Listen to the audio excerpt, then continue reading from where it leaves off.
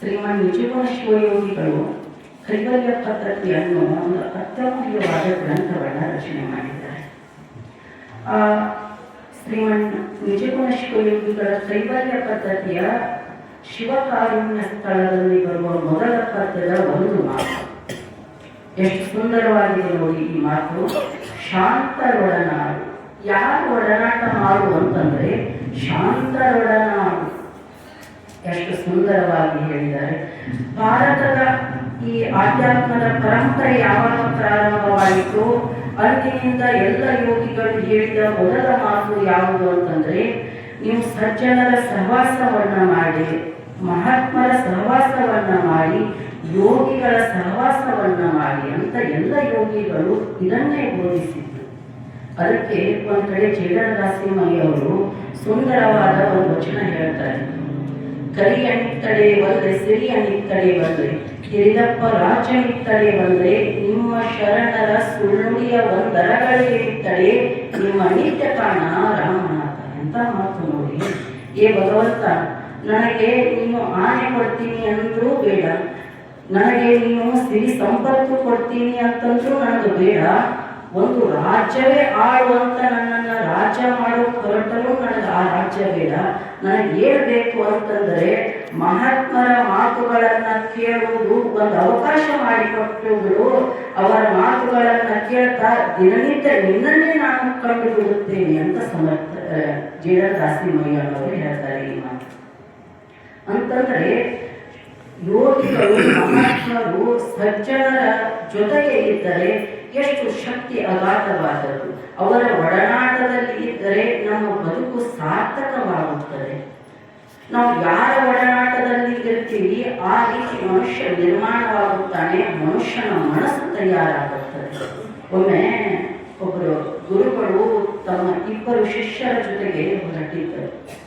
ಕಾಡಿನ ಮತ್ತೆ ನಡೀತಾ ಇನ್ನೊಂದು ಹಳ್ಳಿಗೆ ಹೊರಟಿದ್ದರು. ಅವತ್ತಿನ ಕಾಲಕ್ಕೆ ಕಾಲ್ನಡಿಗೆಯಲ್ಲೇ ಹೋಗಬೇಕಾಗಿತ್ತು. ಕಾಲ್ನಡಿಗೆಯಲ್ಲಿ ಹೊರಟಿದ್ರು. ಕಾಡಿನ ಮತ್ತೆ ಗುರುಗಳು ನೆನೆಸಿದ್ರು. ನಾನು ಈಗ ದೇವರ ಧ್ಯಾನ ಮಾಡುವ ಸಮಯ ಬಂದಿದೆ ಅಂತ ಗುರುಗಳು ನೆನೆಸಿದ್ರು. ಗುರುಗಳು ಇಬ್ಬರು ಶಿಷ್ಯರಿಗೆ ಹೇಳ್ತಾರೆ, ಶಿಷ್ಯರೇ, ನನಗೀಗ ದೇವನ ಧ್ಯಾನ ಮಾಡಬೇಕಂತ ಅನ್ನಿಸ್ತಾ ಇದೆ. ಈ ಸಮಯ ನಾನು ದೇವ ಧ್ಯಾನ ಮಾಡುವ ಸಮಯ. ಅದಕ್ಕೆ ನೀವೊಂದಿಷ್ಟು ಧ್ಯಾನ ಮಾಡಿ, ನಾನೊಂದಿಷ್ಟು ಧ್ಯಾನ ಮಾಡ್ತೀನಿ ಅಂತ ಗುರುಗಳು ಹೇಳಿದರು. ಆಗ ಶಿಷ್ಯರು ಹೇಳ್ತಾರೆ, ಗುರುಗಳೇ, ಏನು ನಿಮ್ಮದ ತಲೆ ಕೆಟ್ಟಿದೆ ಏನು? ಕಾಡಿನಲ್ಲಿ ಧ್ಯಾನ ಮಾಡಬೇಕಂತ ಬಯಸುತ್ತಿರುವಿರಿ ನೀವು. ಹೋಗೋಣ, ಆಶ್ರಮಕ್ಕೆ ಹೋಗೋಣ, ಅಲ್ಲಿ ದಿನವಿಡೀ ಧ್ಯಾನ ಮಾಡಿ ಅಂತ. ಪುಷ್ಟಜೀವಿಗಳ ಪುಷ್ಟಿಗೋಸ್ಕರವಾಗಿ ಶ್ರೇಷ್ಠ ಹೊತ್ತಿಗೆಯನ್ನೇ ರಚಿಸಿ ಕೈವಲ್ಯ ಪದ್ಧತಿ ಎಂಬ ನಾಮಕ ಗ್ರಂಥದ 5 ಸ್ತರದಲ್ಲಿ ಇರುವಂತಹ ಮೊದಲನೆಯ ಸೂತ್ರ ಪದ್ಯ, ಶಿವಕಾರಣ್ಯ ಸ್ತರದ ಸೂತ್ರ ಪದ್ಯದ ಒಂದು ಚರಣವನ್ನು ಇವತ್ತು ಈ ಪುರಾಣ ಮಂಗಲಮಯವಾದಂಥ ಈ ಸಂದರ್ಭದಲ್ಲಿ ಪೂಜ್ಯರು ಇದನ್ನು ಇಟ್ಟುಕೊಂಡಿದ್ದಾರೆ. ನಿಮ್ಮೆಲ್ಲರ ಕೈಯಲ್ಲಿ ತ್ರಿವಿಧ ದಾಸೋಹಿಗಳು. ಯಾಕಂದರೆ ಒಂದು ಆಶ್ರಮ ಹಿಂದೆ ವೇಮನವರು ಒಂದು ಮಾತು ಹೇಳ್ತಾ ಬಂದಿದ್ದಾರೆ. ಶಿವಾನುಭವ ಸೃಷ್ಟಿಯೋಳು ಉದಯಿಸದಿರಲು ಸಂಶಯ ಹಳೆಯವು ಸಾಧು ಕೊಲಕೆ. ಸೃಷ್ಟಿಯೋಳು ಶಿವಾನುಭವ ಬೇಕೇ ಬೇಕು. ಇಲ್ಲಿ ಮಂಗಳ ಅಂತಂದಾಗ ಆರಂಭ ಮುಗಿಸುವುದು ಒಂದು ಸಾಂಕೇತಿಕ ಅರ್ಥ. ಆದರೆ ನಿಜವಾದ ಮಂಗಲ ಅಂತಂದ್ರೆ ಇಲ್ಲಿ ನಿರ್ವಿಘ್ನ ಪರಿಸಮಾಪ್ತಿ ಕಾಮೋಚರ ಮಂಗಲ. ಇಲ್ಲಿ ವಸ್ತು ನಿರ್ದೇಶ ರೂಪ ಮಂಗಲ, ಆಶೀರ್ವಾದ ರೂಪ ಮಂಗಲ ಅಂತ ಹೇಳಿಂದ ಬರ್ತದೆ. ಅದುವೇ ಇದು ಈ ಪ್ರಾಯವಾಗಿ ನಡೀತದೆ. ಶ್ರೀ ಗುರು ವಚನ ಉಪದೇಶವನ್ನಾಲಿಸಿದಾಗ ನರರಿಗೆ ಮುಕ್ತಿ. ಯಾಕೆ ಸೂತ್ರ ಅಲ್ಲಿಂದ ಬಂದಾಗ ನಾವು ಶಾಂತರೊಳಗೆ ಅಲ್ಲಿ ಹೇಳಿದರು, ಸದ್ಗುಣ ಐಶ್ವರ್ಯಯುಕ್ತವಾದಂತಹ ಜ್ಞಾನ ಬಲ ಸ್ಥೈರ್ಯ ಕೀರ್ತಿ ಯಶ, ಈ ಸದ್ಗುಣ ಐಶ್ವರ್ಯಯುಕ್ತರಾದಂತಹ ಸದ್ಗುರುನಾಥನ ಉಪದೇಶವನ್ನು ಯಾರು ಶ್ರವಣ ಮನನ ನಿಧಿಧ್ಯಾಸನ ರೂಪ ಕೇಳ್ತಾ ಇದ್ದಾರೆ, ಯಾಕಂದ್ರೆ ನಿಜಗುಣ ಶಾಸ್ತ್ರ ಅಂದ್ರೆ ಹಂಗೆ ಉಕ್ಕಿನ ಕಟ್ಲಿ ಇದಕ್ಕೆ ಅಧಿಕಾರಿಗಳಿಗೆ ಅಧಿಕಾರಿ ಮತ್ತು ಅದನ್ನು ಉಪದೇಶ ಮಾಡುವಂಥವರು ಆ ರೀತಿ ತತ್ವದ ನಿರ್ಣಯ ಅನುಭವನೇ ಬೇಕು. ಕಾಕದೃಷ್ಟಿ ಬಕಧ್ಯಾನ ಅವನ್ನೆಲ್ಲ ಹೇಳ್ತಾ ಬಂದಿಲ್ಲ. ಹೇಳೋರಲ್ಲಿ ಏನಿರಬೇಕಂದ್ರೆ ಕಳಕಳಿ ಇರಬೇಕು, ಅವರಲ್ಲಿ ತಳಮಳ ಆಗಿರಬೇಕು, ಹೇಳೋರಲ್ಲಿ ಕಳಕಳಿ ಇರಬೇಕು. ವೇಳೆ ಅದನ್ನು ಹೇಳ್ತಾ ಬಂದಾಗ ಹಂತಪ್ಪ ಗುರು ಅನುಭಾವಿ ಆತ ಮಾರ್ಗದರ್ಶಕ, ಆತನ ಮಾತನ್ನ ಉಪದೇಶವನ್ನ ಕೇಳಿದಾಗಲೇ ನರರಿಗೆ ಮುಕ್ತಿ ಅಂತಂದ ಕೆಳಗೆ ಇವನು ಹೇಳುವುದೇನು ಅವಶ್ಯಕತೆ ಇತ್ತಪ್ಪ ಅವರು. ದುರಿತ ಕರ್ಮವನ್ನಲ್ಲದಿರು ಪುಣ್ಯವನೇ ಮಾಡು, ಹರನ ಅಡಿವಿಡಿ ಶಾಂತರನಾಡು. ಅಪ್ಪ ನಿನಗೆ ಇದು ಆಗಲಿಲ್ಲ ಅಂದ್ರೆ ಇವನು ಬಿಡು. ಅದನ್ನ ಬಸವಾದಿ ಶಿವ ಸಪ್ತ ಸೂತ್ರದಲ್ಲಿ ಹೇಳುವಂತ ಮಾತನ್ನ ದುರಿತ ಕರ್ಮವನ್ನು ಅಲ್ಲದಿರು.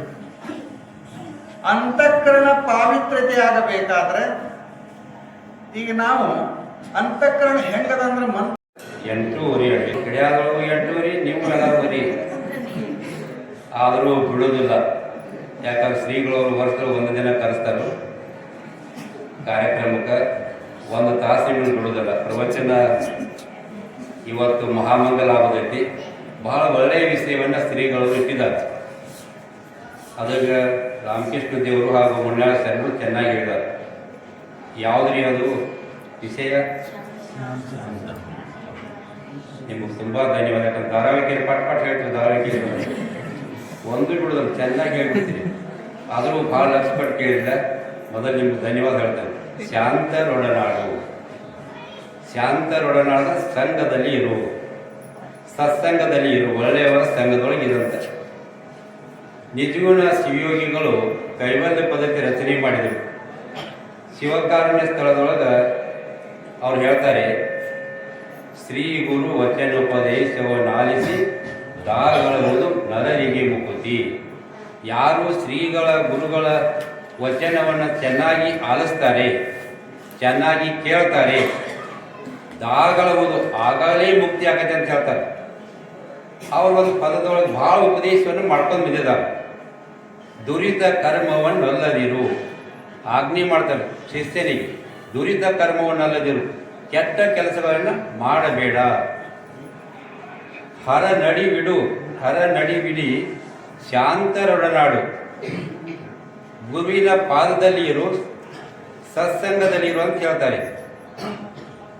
ಸಂಘದಲ್ಲಿ 2 ಉಂಟು. ಸಂಘದಲ್ಲಿ 2, ಒಂದು ದುರ್ಜನರ ಸಂಘ, ಇನ್ನೊಂದು ಸಜ್ಜನರ ಸಂಘ. ಸಂಘ ಹೇಗಿರ್ಬೇಕಂತ ಹೇಳ್ತಾರೆ ಸರ್ವಜ್ಞ, ಭಾಳ ಚೆನ್ನಾಗಿ ಹೇಳಿದ್ದಾರೆ. ಕನ್ನಡ ಭಾಷೆಯೊಳಗೆ ತ್ರಿಪದಿ ಒಳಗೆ ಹೇಳ್ತಾರೆ. ಏನು ಹೇಳ್ತಾರೆ?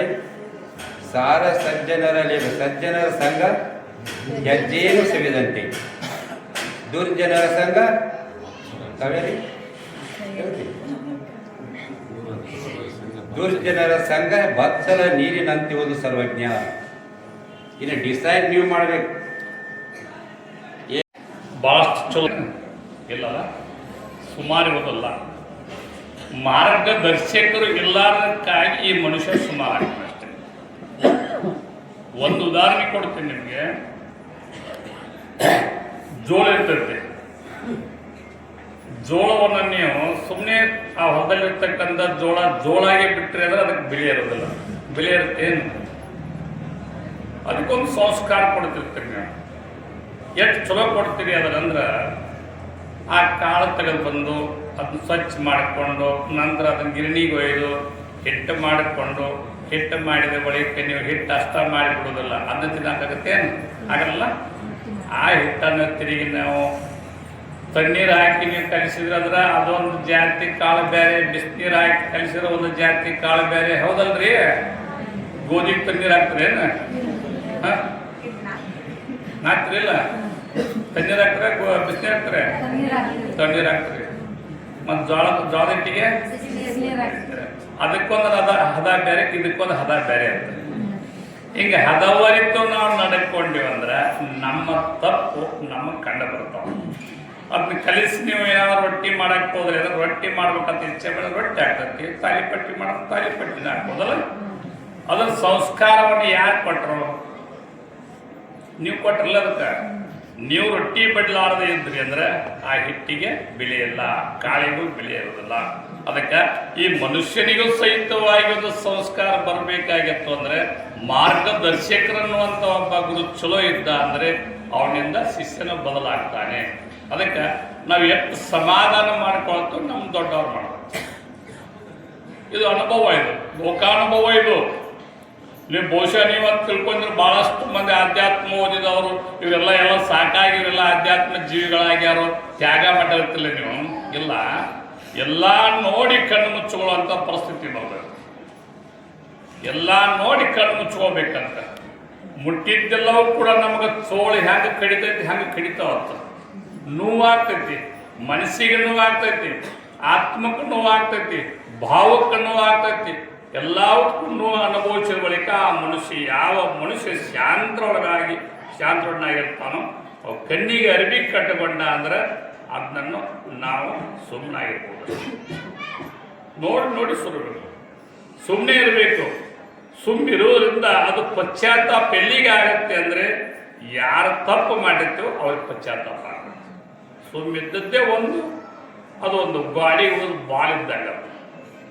ಹೌದಲ್ರಿ, ಒಂದು ಗಾಡಿ ಒಂದು ಬಾಲ್ ಆಗಿರ್ತದೆ. ನಾನು ಬಾಲ್ ಪ್ರತಿಕ್ರಿಯೆ ನಮ್ಗೆ ಬರಬೇಕಲ್ಲ. ಅದೇ ಬಾಲ್ ಅಂತಂದ್ರೆ ಹೋಗ್ಬಿಡುತ್ತಲ್ಲ. ಹಂಗ ಸುಮ್ಮನೆ ಇಟ್ಕೊಂಡು ಬಿಡಬೇಕು. ನೋಡ್ಲಾರ್ದಂತೆ ಇದ್ದೀವಿ ಅಂದರೆ ನಾವು ದೊಡ್ಡವರಾಗಿ ಸಾಧ್ಯ. ಅದಕ್ಕಾಗಿ ಕಣ್ಣಿದ್ದು ಉಪಯೋಗ ಇಲ್ಲ, ಕಿವಿ ಇದ್ದು ಉಪಯೋಗ ಇಲ್ಲ, ಕಾಲಿದ್ದು ಉಪಯೋಗ ಇಲ್ಲ, ದೇಹ ಇದ್ದು ಉಪಯೋಗ ಇಲ್ಲ. ಯಾವ ಸಮಯಕ್ಕೆ ಇದೀಗ ಅವ್ರೇನು ರಾಮಕೃಷ್ಣ ದೇವರು ಉದಾಹರಣೆ ಕೊಟ್ಟಲ್ಲ. ಅವ್ರ ಯೋಗಿ ತಪಸ್ವಿಗೆ ಅರಣ್ಯದಲ್ಲಿ ಕೂತ್ಕೊಂಡಾಗ ಸುಮ್ಮನೆ ಕೂತ್ಕೊಂಡಾಗ ತಿಳ್ಕೊಂಡು ಸುಮ್ಮನೆ ಬಂದು ಶಿವ ಬಂದು ಹೋಗ್ಬಿಡ್ತೇವೆ. ಹಂಗ ಅಂಥ ಸಿಂಹಗಳು ಈ ಪ್ರತಿ ಮನುಷ್ಯನಿಗೆ ಬಂದು ಹೋಗ್ತಿರ್ತಾವ. ಬಂದು ಹೋಗುವಾಗ ನಿಂದಕರು ಇರಬೇಕು. ಅದನ್ನು ಸರ್ವಜ್ಞ ಮೂರ್ತಿ ಮುಂದೊಂದು ಮಾತಂದ್ರೆ ಹಂದಿಗಳಂಬಿ ಅನ್ನ ಅಲ್ಲ. ಅಂಥವ್ರು ಇರೋದ್ರಿಂದ ಕೂಡ ಮನುಷ್ಯ ಬದಲಾವಣೆ ಆಗ್ತಾನೆ. ಅದು ನಾವು ಮಾಡ್ತಕ್ಕಂಥ ತಪ್ಪುಗಳಿಗೆ ನಮ್ಮನ್ನೇ ಬದಲಾವಣೆ ಮಾಡಿಕೊಳ್ತಕ್ಕಂಥ ಒಂದು ಪ್ರಸಂಗ ಯಾವಾಗ ಬರುತ್ತೆ ಅಂದರೆ ನಾವು ಶಾಂತರಾಗಿದ್ದೇವೆ ಅಂದರೆ ನಮಗೆ ಏನು ಮಾತನಾಡಿದ್ರು ಏನಂದ್ರು ಏನು ಆಗಬೇಕಾಗಿಲ್ಲ. ಆನೆ ಹೋಗುವಾಗ ನಾಯಿ ಬಗಲ್ತಿಲ್ರಿ. ಅಕಸ್ಮಾತ್ ನಾಯಿ ಹೋಗುವ ನಾಣಿನ ನಿಂತನಂತೆ ಏನಂದ್ರಲ್ಲ ಹಂಗೆ ಆನೆ ಹಂಗೆ ಸುಮ್ಮನೆ ಏಕಾಗ್ರತೆಯಿಂದ ನಾವಿದ್ದೇವಂದ್ರೆ ನಿರ್ಲಿಪ್ತವಾಗಿದ್ದೇವೆ ಅಂದ್ರೆ ಆ ಮನುಷ್ಯ ಶಾಂತರೊಳಗಾಗ್ತಾನೋ, ಶಾಂತತೆಯ ಭಾವನೆ ಇಟ್ಟುಕೊಂಡಿರ್ತಾನೋ ಆ ಮನುಷ್ಯ ಜೀವನದೊಳಗೆ ಈ ಲೋಕದೊಳಗೆ ಅವ್ನು ಬದುಕಲಿಕ್ಕೆ ಸಾಧ್ಯ ಅನ್ನೋ ಮಾತು ಹೇಳೋದ್ರೊಂದಿಗೆ ಬಂಧುಗಳೇ, ನಾಳೆಯ ದಿನ ರಥೋತ್ಸವದೊಳಗೆ ಆ ಪ್ರಸಂಗದೊಳಗೆ ನಿಮ್ಮ ಮಕ್ಕಳು ಮರಿಗಳನ್ನು ಕಟ್ಕೊಂಡು ಬಂದಿರ್ತೀರಿ. ಭಾಳಷ್ಟು ಗದ್ದಲ ಆಗ್ತಿರ್ತೈತಿ, ಅಂದರೆ ಜನದಟ್ಟಿ ಹೆಚ್ಚಿರ್ತೈತಿ. ಆ ಸಂದರ್ಭದೊಳಗೆ ನಿಮ್ಮ ಜಾಗ್ರತೆ ಒಳಗೆ ನೀವು ಹೆಣ್ಮಕ್ಳು ಇರಿ, ಎಲ್ಲ ಭಕ್ತ ಸಮೂಹದವರು ಇರಿ, ಮತ್ತೆಲ್ಲರೂ ಕೂಡ ಶಾಂತತೆಯಿಂದ ಪ್ರಸಾದ ತೆಗೆದುಕೊಂಡು ಹೋಗಿ. ನೀವು ಕೊಟ್ಟದ್ದೇ ನಿಮ್ಗೆ ಉಣಿಸ್ತೀನಿ, ನಾನೇನು ದುಡ್ಡು ತಂದಿಲ್ಲ ಅಲ್ಲ, ನೆಮ್ಮದೇ ನಿಮ್ಗೆ ಉಣಿಸಿ ಹೋಗ್ತೀನಿ. ಬೆವರು ಸುರಿಸಿದ್ದು ನೀವು, ಬೆವರು ಸುರಿಸಿ ಕೊಟ್ಟದ್ದನ್ನು ತಿರುಗಿ ನಿಮಗೆ ಉಣಿಸಿ ಹೋಗ್ತೀನಿ. ಆದರೆ ಪ್ರಸಾದವನ್ನು ಯಾರೂ ಕೂಡ ಕೆಡಿಸ್ಬೇಡ್ರಿ. ಎಷ್ಟು ಬೇಕಾಗಿತ್ತು ಅಷ್ಟೇ ಹೊಡಬೇಕು. ಪಟ್ಟಿ ಹಿಡಿದು ಹೊಡೆದ್ರಿ ಒಂದು ಏನೈತೇನ್ರಿ, ಒಂದು ಚೋಟಿ ಐತೇನ್ರಿ? ನಮ್ಗೇನು ಗೊತ್ತ್ರಿ, ಅಳ್ಕೊಂಡಿವಿ ಅಂತೀರಿ. ಒಂದೊಂದು ಚೋಟಿ ಅಂತೀರಿ. ಎಷ್ಟು ಹಾಕಿರೋ ಅಷ್ಟ ಹಾಕ್ಬೇಕಲ್ಲ. ಭಾಳಷ್ಟು ಒತ್ತು ತುಂಬಕ್ಕಾಗಲ್ಲ, ಗೋಣಿನ ಚೀಲಲ್ಲ ಇದು ಅಲ್ಲ. ಎಷ್ಟು ಬೇಕು ಅಷ್ಟೇ ಪ್ರಸಾದ ತೆಗೆದುಕೊಳ್ಳೋ ಮುಂದೆ ನಾವು ತೃಪ್ತರಾಗಿ ಉಣಬೇಕು, ಅತೃಪ್ತರಾಗಿ ಉಣಬಾರ್ದು. ಅತೃಪ್ತವಾಗಿರ್ತೀವಿ ಅಂದ್ರೆ ಭಾಳಷ್ಟು ಉಂಡಿರೋದು ಅಜೀರ್ಣ ಆಗತ್ತಂತ ನಮ್ಗೆ. ಅಜೀರ್ಣಾಗಿ ಉಣ್ಬಾರ್ದು, ತೃಪ್ತಿಯಿಂದ ಉಣ್ಬೇಕು. ಸ್ವಲ್ಪ ಉಣ್ಲಿ, ಭಾಳಷ್ಟು ಉಣ್ಲಿ, ತೃಪ್ತಿಯಿಂದ ಉಣ್ಬೇಕು. ನೀವು ನೀಡಿಸ್ಕೊಳ್ಳುವಾಗ ಸಹಿತವಾಗಿ ಪ್ರಸಾದ ಕೆಡಿಸ್ಬೇಡ್ರಿ. ಪ್ರಸಾದ ಅನ್ನೋ ಭಾವನೆ ಮಠದಲ್ಲಿ ಹುಟ್ಟತೈತಿ. ನಿಮ್ಮ ಮನೆಯಾಗಿಂದ ಏನಾಗತ್ತೆ? ಊಟ ಆಗತ್ತನ? ಇಲ್ಲ, ಸಿಟಿಗೆ ಬಂದಾಗ ಆಗುದಿಲ್ರಿ ಅದು.